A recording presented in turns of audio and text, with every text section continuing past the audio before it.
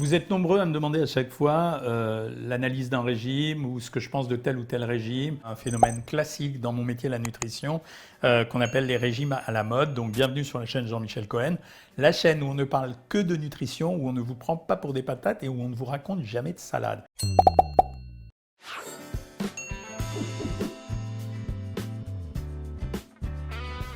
Depuis que je fais mon métier, c'est-à-dire il y a un certain temps quand même, quasiment plus de 30 ans, j'ai toujours connu la séquence des régimes à la mode. Scarsdale, Mayo, Jenny, le régime de Cindy Crawford. Enfin, il y a toujours eu des régimes à la mode. Un régime à la mode, ça fonctionne sur un truc très très simple. La recette pour faire marcher un régime, il y en a plusieurs. 1, vous faites une promesse très simple. Ça veut dire il est facile à comprendre. 2, c'est un régime qui vous promet de perdre rapidement du poids. 3, c'est un régime qui n'est pas compliqué à suivre. 4e, en général, après, le paquet marketing, on vous le fait en vous donnant soit des témoignages, soit, la plupart du temps, une star. Vous en avez eu plusieurs ces derniers temps. Amel Bent, Sonia Dubois, Valérie Damido, Benjamin Castaldi récemment. Comme j'aime ton pognon, s'occupe de tout. Prends ton argent pour payer mon cachet. Si la bouffe est bonne, autant que celle de ma belle-mère, à Gerbet. Quand vous associez ces 4 phénomènes, une star qui fait le régime, ce régime est simple, donne des résultats rapides, il est facile à comprendre, vous avez gagné quoi. Ça veut dire que vous avez le régime à la mode du moment. Pourquoi ça s'arrête? C'est parce qu'en général, ça démarre comme une flèche, par le bouche à oreille. J'ai fait ce régime, en général, on le dit au début du régime, quand les gens ont perdu du poids, ça a super bien marché. En général, elle va reprendre du poids, mais elle ne dit pas quand elle a repris du poids, et ça va s'arrêter au moment où tous les gens du début vont commencer à dire que ça n'a pas bien marché ou qu'ils ont repris du poids, et ça plonge. Et régulièrement, on a à peu près tous les 5 à 10 ans le régime à la mode. On va commencer par un régime dont on parle beaucoup à l'heure actuelle, c'est le régime cétogène. On ne sait même pas qui l'a inventé ou en réalité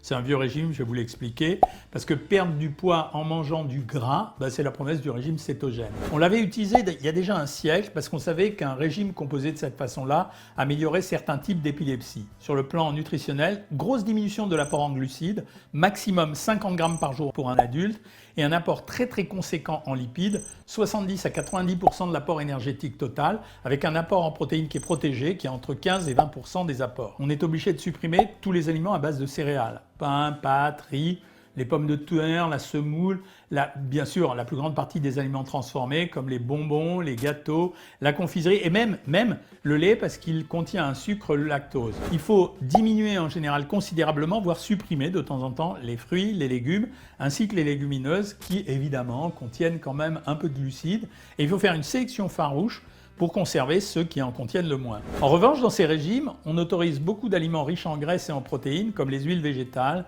le beurre, les œufs, les viandes, les poissons gras, l'avocat, la noix de coco ou encore les oléagineux, amandes, noix, noisettes et compagnie. C'est donc déjà un régime très difficile à suivre qui ressemble en réalité au régime du passé comme Atkins, voilà, c'était un régime très connu, qui spécule sur la baisse de sucre au profit d'un amaigrissement rapide et une augmentation des protéines et des graisses pour limiter l'appétit. Lorsque les glucides sont en quantité très réduite, le foie va fabriquer des corps cétoniques à partir des matières grasses alimentaires ou des réserves de graisse de l'organisme. On dit alors que le corps est en cétose, ça veut dire qu'il se transforme en machine à brûler les graisses, parce qu'en l'absence de glucides, il faut bien trouver des sources d'énergie pour faire fonctionner le corps. De plus, l'excès en composés cétoniques, dont je vous parlais à l'instant, entraîne une perte d'appétit. Mais malheureusement, c'est pas du tout innocent de saturer son corps avec ces substances. On peut avoir des problèmes hépatiques, problèmes cérébraux, problèmes rénaux, mais aussi des troubles du comportement alimentaire importants en raison de la restriction de beaucoup d'aliments.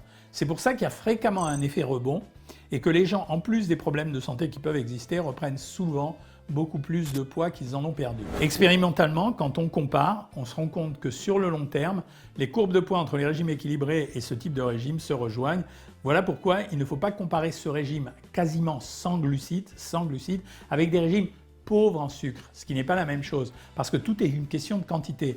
On peut très bien suivre des régimes très peu sucrés, avec 100 grammes de glucides par jour, mais pas avoir les inconvénients de celui-ci. Il faut faire extrêmement attention au type de graisse que l'on consomme, et dans ces types de régimes, consommer vraiment des graisses d'origine végétale plutôt qu'animale, sinon il y a un risque de développer un foie gras. À court terme, le passage d'une alimentation classique à un régime cétogène va entraîner des effets négatifs.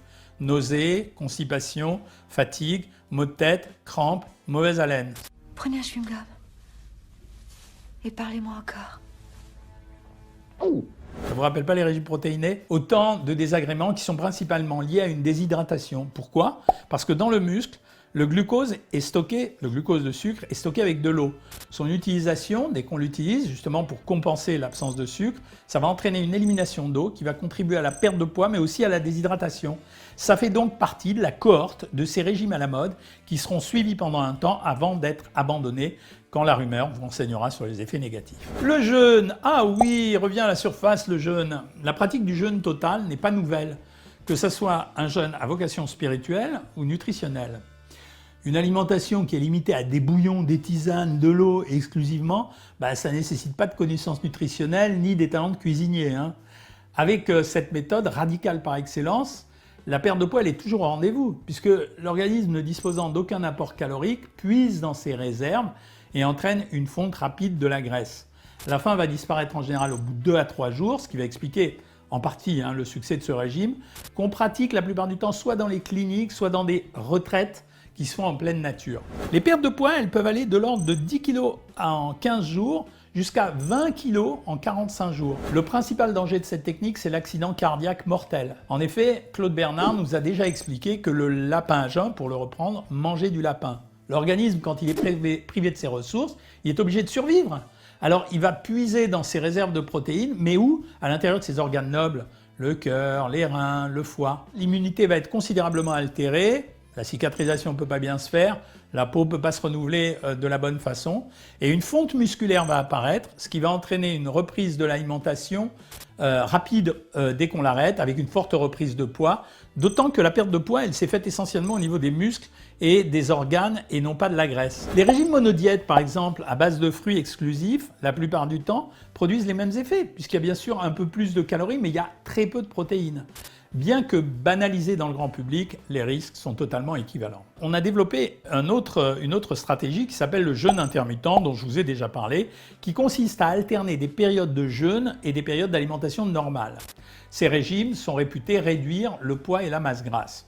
Alors, il y a 2 types de jeûne intermittent. Il y a le jeûne intermittent qui se pratique au jour le jour, c'est-à-dire qu'on fait 5 jours d'alimentation normale et 2 jours d'alimentation jeûnée.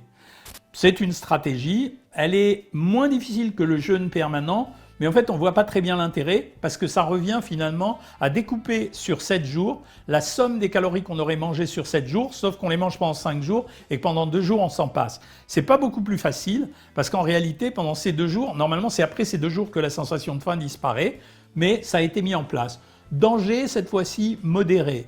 Intérêt également modéré, parce qu'on ne comprend pas l'intérêt de manger déséquilibré alors qu'on pourrait manger équilibré sur 7 jours et pas ressentir d'effets négatifs. On a l'impression que ce qui fonctionne, c'est le fait de se punir pendant ces 2 jours, un petit peu comme si ce réflexe de mortification, il aidait à la poursuite du régime.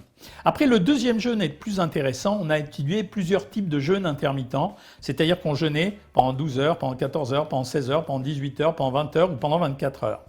La surprise, ça a été que, d'ailleurs les promoteurs de cette stratégie sont des anglo-saxons, ce qui était très étonnant, puisqu'on a toujours le sentiment que le petit déjeuner est important pour eux.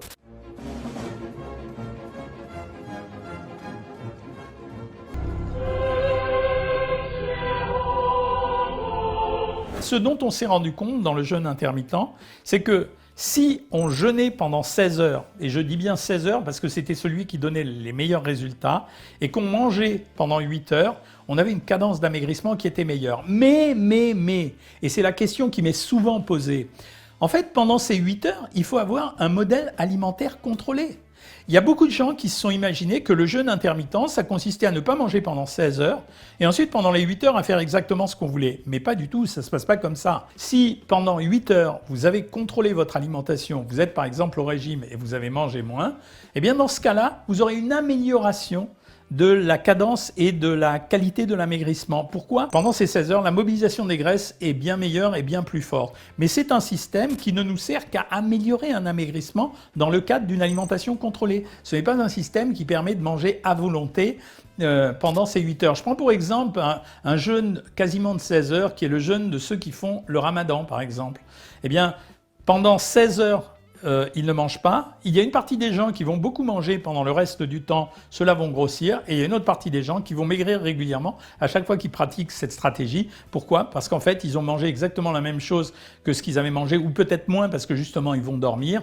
Et donc, ils auront un amaigrissement. Voilà pourquoi le jeûne intermittent, ça se fait pas n'importe comment. Ça se fait dans le cadre d'une alimentation contrôlée. Et s'il n'y a pas de régime associé pendant les 8 heures de temps, il ne se passera pas grand-chose en tout cas. Les régimes sans sucre, en réalité, ce qu'il faut dire, c'est que les régimes sans sucre ont leurs limites. Quand vous mangez trop peu de sucre, vous êtes dans le cadre des régimes sans sucre typiques, comme ça a été le cas avec les régimes Atkins ou les régimes protéinés. Là, dans ces cas-là, vous avez deux problèmes. Premier problème, l'excès de consommation des produits protéinés ou des lipides dans les régimes cétogènes est un facteur de dégradation de la santé, donc il y a un vrai risque. Et le deuxième phénomène, c'est qu'au moment de la réadaptation alimentaire, vous êtes grillé. Ça veut dire que les mêmes personnes qui mangeaient ce type de régime, quand ils finissent ce type de régime, ils rêvent la nuit de manger n'importe quelle substance sucrée, que ce soit du chocolat, des bonbons ou bien même de l'ananas. Donc les deux problèmes de ce régime, dans les régimes sans sucre, c'est un, il faut avoir une ration quand même modérée en sucre. Alors on peut la baisser jusqu'à 100 grammes, voire en dessous, mais il ne faut pas descendre en dessous de 80 grammes. Et deuxième problème, il faut savoir que la réadaptation alimentaire sera probablement beaucoup plus longue parce qu'il faudra réintroduire progressivement les sucres, que ce soit les sucres rapides ou les sucres lents. Donc ces régimes sans sucre sont intéressants. Moi, je les recommande particulièrement aux gens qui sont menacés, par exemple pour un cancer, ou des gens qui ont des grandes difficultés à maigrir. C'est ce qu'on a fait sur Savoir Maigrir, mais on a appelé ces régimes les régimes sans sucre, ou presque, parce que je voulais limiter justement une partie des apports en sucre, mais je ne voulais pas les éliminer complètement. Après, on a deux types de régimes qui sont des régimes comportementaux, qui sont les régimes végétariens ou végétaliens et les régimes bio. Alors, il y a des articles qui ont raconté que les régimes bio faisaient maigrir. En fait, il n'y a rien qui change, que ça soit bio ou pas bio, la valeur nutritionnelle et particulièrement énergétique des aliments, elle est strictement la même que ce soit un produit conventionnel ou un produit bio. En ce qui concerne les qualités nutritionnelles, c'est difficile de faire la part des choses parce qu'une partie des études montre que certains aliments bio contiennent plus de nutriments que les aliments conventionnels et l'autre partie des études démontre que les aliments conventionnels, pour certains aliments, contiennent plus de nutriments que les aliments bio. Donc on voit bien que ça s'équilibre à peu près. Manger bio, c'est quand même renforcer le goût à l'écologie, mais il n'y a pas forcément de relation avec la santé comme on veut nous le faire croire de temps en temps.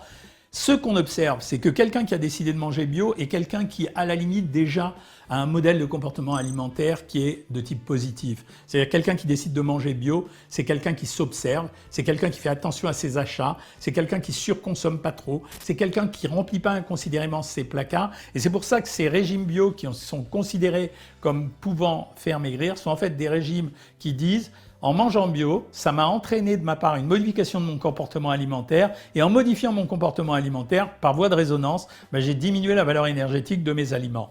Donc je ne vous déconseille pas de les faire, mais ne comptez pas là-dessus. Vous pouvez manger autant de cacahuètes bio et autant de farine bio et autant de laitage bio que vous voulez. Si vous en consommez autant que précédemment, bien sûr, vous allez éviter tous les aliments transformés, tous les fast-foods, etc. Mais ce n'est pas ça qui va contribuer à l'amaigrissement, c'est le fait que vous aurez diminué votre consommation d'énergie par rapport à votre dépense d'énergie. Les régimes végétariens, c'est un peu sur le même modèle, c'est-à-dire que comme ce sont des gens qui décident de manger végétarien pour leur santé, et c'est vrai qu'un régime végétarien, statistiquement, a montré qu'il y avait une meilleure espérance de vie. Mais pourquoi ? La même chose que le régime bio. Quelqu'un qui décide de manger végétarien, c'est quelqu'un qui, à la base, va avoir un contrôle sur son alimentation qui est de bien meilleure qualité que quelqu'un qui va manger toujours pareil, les produits transformés, les produits gras et sucrés, etc. Donc le régime végétarien en lui-même ne fait pas maigrir, mais l'adoption d'un régime végétarien, par voie de conséquence, entraîne exactement la même chose. Je l'ai dit et je le redis, les régimes végétaliens ne doivent être faits que par des gens qui les maîtrisent bien. Pourquoi ? Parce que vous avez des carences qui sont réelles. Les vrais végétaliens le savent, la carence en vitamine B12, la carence en vitamine D, la carence des fois en vitamine A, des fois, ça c'est pas fréquent, et la qualité des protéines qui nécessitent une adaptation des aliments les uns avec les autres. Donc les régimes végétaliens ne se font pas avant l'âge de 3 ans, et même chez le petit enfant, je ne les conseille pas, mais ils peuvent se faire chez des gens qui sont professionnels. Ceci étant, est-ce qu'ils font maigrir ?